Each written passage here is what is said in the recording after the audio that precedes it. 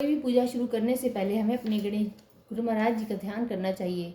गुरुर्ब्रह्मा गुरुर्विष्णु गुरुर्देवो महेश्वरा, गुरुर साक्षात परब्रह्म तस्मै श्री गुरुवे नमः।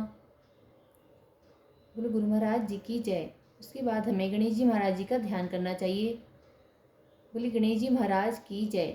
एक बुढ़िया थी, वह मिट्टी गणेश जी की पूजा किया करती थी। रोज बनाती थी, रोज गल जाते थे। एक दिन बुढ़िया ने देखा कि सेठ का मकान बन रहा है। मिस्त्री के पास गई और बोली, भैया मेरा पत्थर का गणेश गढ़ दो। मिस्त्री बोला कि जब तक हम तेरे पत्थर का गणेश गढ़ेंगे जब तक पूरी दीवार नहीं चिन लेंगे। बुढ़िया बोली कि राम करे तुम्हारी दीवार टेढ़ी हो जाए। ऐसा कह के बुढ़िया चली गई। शाम को सेठ आया तो उसने पूछा कि आज कुछ भी काम नहीं किया। तो मिस्त्री बोला कि एक बुढ़िया आई थी, कह रही थी मेरा पत्थर का गणेश गढ़ दो। हमने नहीं गढ़ा तो कह गई तुम्हारी दीवार टेढ़ी हो जाए। तब से दीवार टेढ़ी हो जाती है, ढानी पड़ती है। सेठ ने बुढ़िया को बुलवाया और कहा कि हम तुम्हारे सोने के गणेश जी गढ़वा देंगे, तुम हमारी दीवार सीधी करा दो। सेठ ने बुढ़िया को सोने के गणेश जी गढ़वा दिए। उसकी दीवार सीधी हो गई। जैसे सेठ के बेड़े काम सीधे करे ऐसे हम सबके करना। कहते सुनते हुंकारा भरने वालों के करना। बोलो गणेश जी महाराज की जय।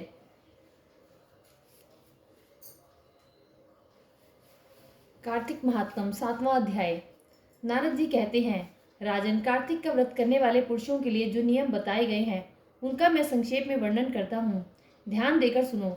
अन्न देना, गवों को ग्रास अर्पण करना, वैष्णव पुरुषों के साथ वार्तालाप करना तथा दूसरे के दीपक को जलाना या उकसाना, इन सब कार्यों से मनीषी पुरुष धर्म की प्राप्ति बतलाते हैं। बुद्धिमान पुरुष दूसरे के अन्न, दूसरे की शैया, दूसरे की निंदा और दूसरे की स्त्री का सदा ही परित्याग करें तथा कार्तिक महीने त्यागने की विशेष रूप से चेष्टा करें। उड़द, मधु, सौवीरक तथा राजमाश की राब आदि अन्न कार्तिक का व्रत करने वाले मनुष्य को नहीं खाने चाहिए। दाल, तिल का तेल, भाव दूषित तथा शब्द दूषित अन्न का भी प्रति मनुष्य परित्याग करे। कार्तिक का व्रत करने वाला पुरुष देवता, वेद, द्विज, गुरु, गौ, व्रती, स्त्री, राजा तथा महापुरुषों की निंदा छोड़ दे। बकरी, गाय और भैंस के दूध को छोड़कर अन्य सभी पशुओं का दूध मांस के समान वर्जित है। ब्राह्मणों के खरीदे हुए सभी प्रकार के रस, तांबे के पात्र में रखा हुआ गाय का दूध, दही और घी, गड़े का पानी और केवल अपने लिए बनाया हुआ भोजन, इन सबको विद्वान पुरुषों ने आमिष के तुल्य माना है। व्रती मनुष्यों को सदा ही ब्रह्मचर्य का पालन, भूमि पर शयन, पत्तल में भोजन और दिन के चौथे पहर में एक बार अन्न ग्रहण करना चाहिए। कार्तिक का व्रत करने वाला मानव प्याज, लहसुन, हींग, छत्राक, गोबर छत्ता, गाजर, नालीक, मूली और साग खाना छोड़ दे। लौकी, भाटा, बैगन, कोहड़ा, भलुआ, भतुआ, लसोड़ा, कैथ भी त्याग दे।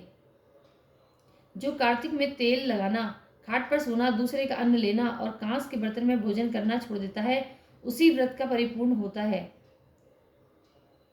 गृहस्थ पुरुष रविवार के दिन सदा ही आंवले के फल का त्याग करें।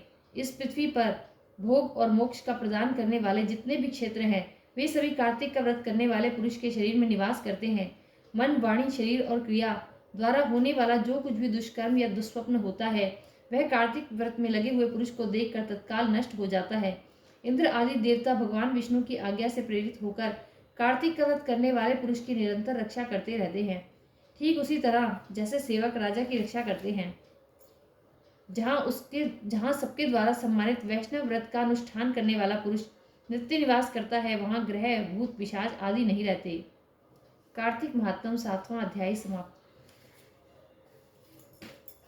सोमवार की कथा।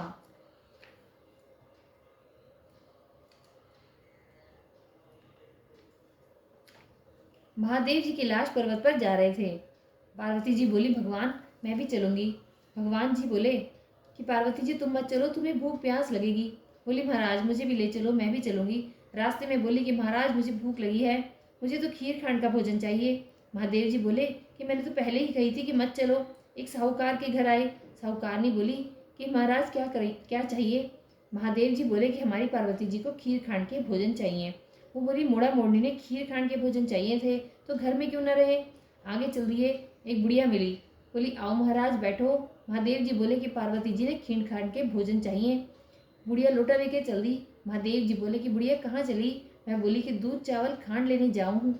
महादेव जी बोले कि घर में देखे तो दूध के टोकने भरे हैं, चावल की परात भरी है, खांड की बोरी धरी है, टोकना भर के खीर बना ली। महादेव पार्वती जिमा दिए। बुढ़िया बोली कि अब इसका मैं क्या करूं, मेरे तो कोई भी नहीं है।